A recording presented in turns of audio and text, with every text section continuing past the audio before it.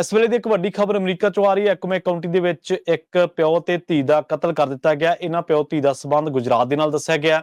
ਜੋ ਖਬਰ ਏਜੰਸੀ ਨੇ ਜਿਹੜੀ ਜਾਣਕਾਰੀ ਦਿੱਤੀ ਹੈ ਉਹਦੇ ਦੱਸਣ ਦੇ ਮੁਤਾਬਕ ਇਹ ਘਟਨਾ ਵਾਪਰੀ ਹੈ 20 ਮਾਰਚ ਨੂੰ। ਦੱਸਿਆ ਜਾ ਰਿਹਾ ਹੈ ਕਿ ਇੱਕ 44 ਸਾਲਾ ਜਿਹੜਾ ਜਾਰਜ ਫਰੇਜ਼ਰ ਡਿਵੋਨ ਆ ਉਹ ਇਸ ਮਾਮਲੇ ਦੇ ਵਿੱਚ ਗ੍ਰਿਫਤਾਰ ਕੀਤਾ ਗਿਆ।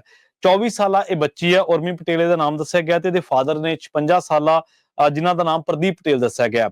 ਦੱਸਿਆ ਜਾ ਰਿਹਾ ਕਿ 20 ਮਾਰਚ ਨੂੰ ਜਦੋਂ ਇਹਨਾਂ ਨੇ ਅਰਲੀ ਮਾਰਨਿੰਗ ਸਵੇਰੇ ਲਿਕਰ ਸਟੋਰ ਖੋਲਿਆ ਜਿਸ ਦੇ ਉੱਤੇ ਉਹ ਕੰਮ ਕਰਦੇ ਸਨ, ਤਾਂ ਉਦੋਂ ਉੱਥੇ ਇੱਕ 44 ਸਾਲਾ ਜਾਰਜ ਫਰੇਜ਼ਰ ਬੰਦਾ ਆਉਂਦਾ ਜਿਹੜਾ ਲਿਕਰ ਲੈਣ ਦੇ ਲਈ ਆਉਂਦਾ ਤੇ ਉਦੋਂ ਉਹਨਾਂ ਦੇ ਨਾਲ ਤਕਰਾਰਬਾਜ਼ੀ ਹੋ ਜਾਂਦੀ ਹੈ ਤੇ ਉਸ ਤੋਂ ਬਾਅਦ ਉਹ ਜਿਹੜੀਆਂ ਗੋਲੀਆਂ ਚਲਾ ਦਿੰਦਾ।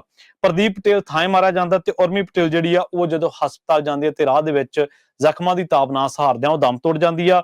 ਇਹ 6 ਸਾਲ ਪਹਿਲਾਂ ਪ੍ਰਦੀਪ ਪਟੇਲ, ਉਹਦੀ ਜਿਹੜੀ ਵਾਈਫ ਆ ਹੰਸਾਬੇਨ ਪਟੇਲ ਤੇ ਉਹਦੀ ਜਿਹੜੀ ਡਾਟਰ ਆ ਉਰਮੀ, ਇਹ 6 ਸਾਲ ਪਹਿਲਾਂ ਮਹਿਸਾਣਾ ਡਿਸਟ੍ਰਿਕਟ ਜਿਹੜਾ ਗੁਜਰਾਤ ਦਾ ਉੱਥੋਂ ਮੂਵ ਹੋਏ ਸਨ, US ਆਏ ਸਨ। ਤੇ ਅੱਜ ਕੱਲ ਇਹ ਜਿਹੜੇ ਪ੍ਰਦੀਪ ਪਟੇਲ ਤੇ ਹੰਸਾਬੇਨ ਪਟੇਲ ਆ ਇਹ ਆਪਣੇ ਇੱਕ ਰਿਸ਼ਤੇਦਾਰ ਦੇ ਜਿਹੜਾ ਕਨਵੀਨੀਅੰਸ ਸਟੋਰ ਆ ਜਾਂ ਲਿਕਰ ਸਟੋਰ ਆ ਉਹਦੇ ਉੱਤੇ ਕੰਮ ਕਰ ਰਹੇ ਸੀਗੇ ਤੇ ਉਹ ਉਸੇ ਦਰਮਿਆਨ ਇਹ ਜਿਹੜੀ ਮੰਦਭਾਗੀ ਘਟਨਾ ਵਾਪਰੀ ਜਿਹਦੇ ਵਿੱਚ ਦੋਨੇ ਪਿਓ ਧੀ ਜਿਹੜੇ ਆ ਉਹ ਮਾਰੇ ਗਏ ਆ। ਸੋ ਇੱਧਰ ਕੰਮਕਾਜੀ ਥਾਵਾਂ ਦੇ ਉੱਤੇ ਅਸੁਰੱਖਿਅਤ ਮਾਹੌਲ ਹੋਣ ਕਰਕੇ ਬਹੁਤ ਵਾਰ ਜਿਹੜੇ ਪ੍ਰਵਾਸੀ ਲੋਕ ਨੇ ਉਹ ਇਹੋ ਜਿਹੀਆਂ ਰਿਸਕ ਵਾਲੀਆਂ ਥਾਵਾਂ ਤੇ ਕੰਮ ਕਰਦੇ ਨੇ ਜਿੱਥੇ ਇਹਨਾਂ ਦਾ ਵਾਹ ਜਿਹੜਾ ਉਹ ਗੈਰ ਸਮਾਜੀ ਅਨਸਰਾਂ ਦੇ ਨਾਲ ਪੈਂਦਾ ਰਹਿੰਦਾ, ਜਿਹਦੇ ਕਰਕੇ ਇਸ ਘਟਨਾ ਦੇ ਵਿੱਚ ਹੁਣ ਪ੍ਰਦੀਪ ਪਟੇਲ ਤੇ ਉਰਮੀ ਪਟੇਲ ਦੀ ਜਿਹੜੀ ਜਾਨ ਆ ਉਹ ਚਲੀ ਗਈ ਆ।